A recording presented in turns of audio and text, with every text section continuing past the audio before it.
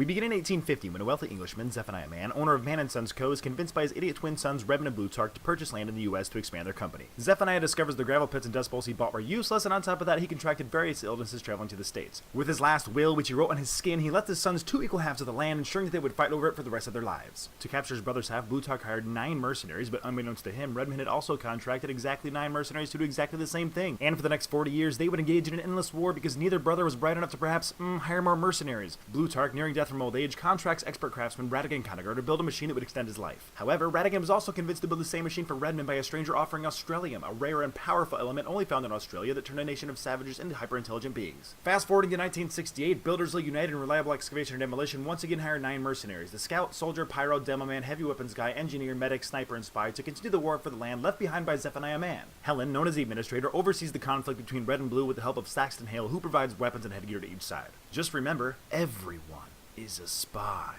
Have fun!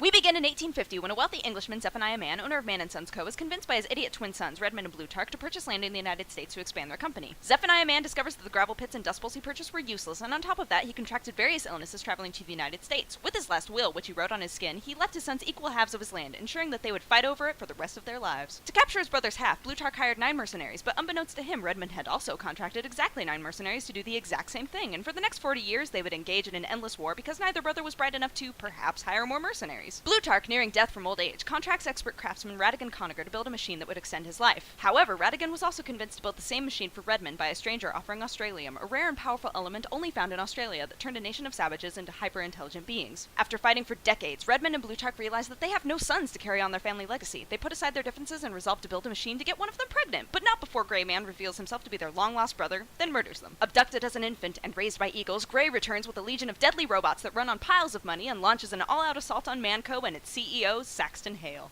Have fun!